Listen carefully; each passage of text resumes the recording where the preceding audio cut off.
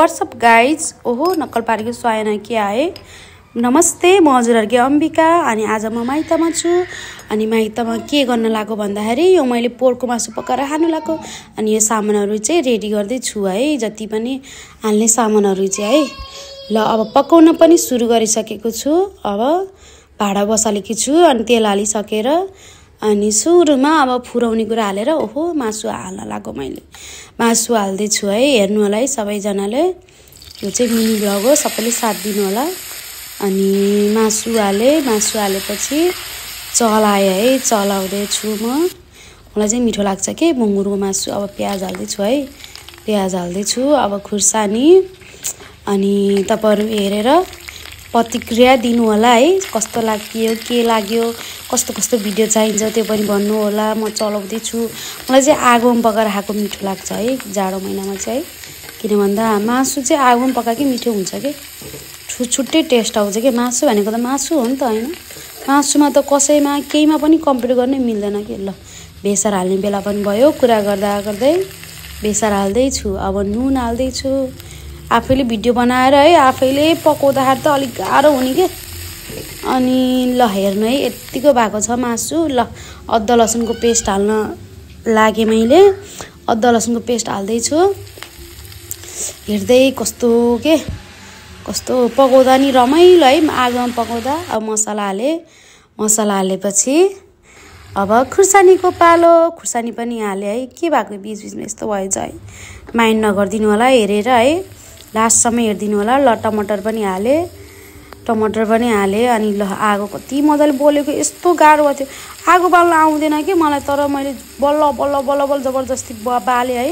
यतिको भयो नि बोले ल हेर्ने मसला खुर्सानी सब हालेको त वाउ कस्तो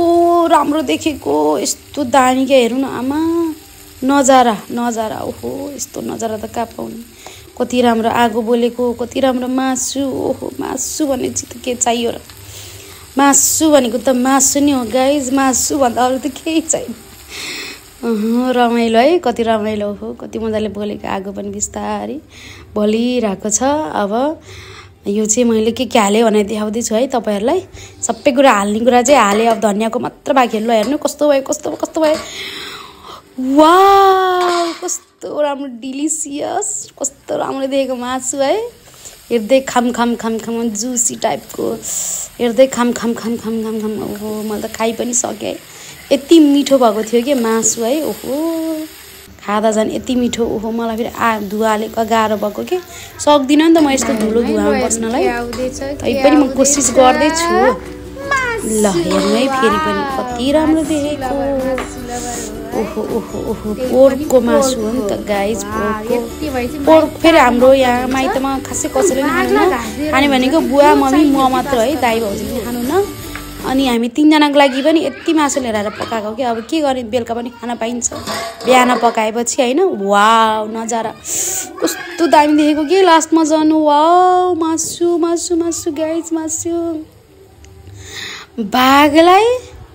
घाँस दिएर हुन्छ त है खासमा चाहिने भनेको मासु हो के मासु भन्दा जिन्दगी त केही पनि छैन के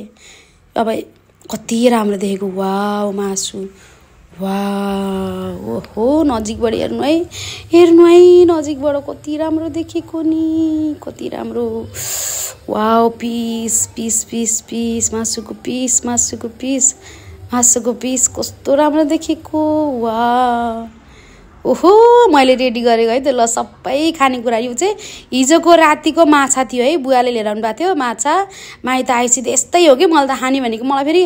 अर्को भेजिटेरियनहरु मन नै पर्दैन माइत आएपछि त मासु र माछा बाहेक अरु केही मन नै पर्दैन ल खाना पनि सुरु गरे यति मिठो भएको थियो है ल खाएर भन्छ है त ल तपाईहरुलाई ल फेरि पनि ओहो मुछे आफैले भिडियो बनाउँदैन हल्का मिस्टेक देखिने के ल बाइट है त ल ओहो मुखमा गएपछि त के चाहियो र स्वादै बेग्लै मासु पाएपछि त के चाहियो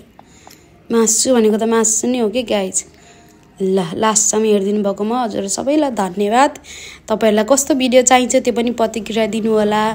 अनि तपाईहरुलाई हैन कस्तो कस्तो अब हेर्नु मन छ त्यो पनि भन्नु होला। लाइक शेयर सब्स्क्राइब कमेन्ट गर्नु होला है। मेरो युट्युब च्यानलमा गएर पनि सब्स्क्राइब गर्नु होला। टिकटकमा पनि हैन कमेन्ट गर्नु होला कस्तो भिडियो चाहिन्छ। आजलाई यति नै। हस्त नमस्कार बाइ।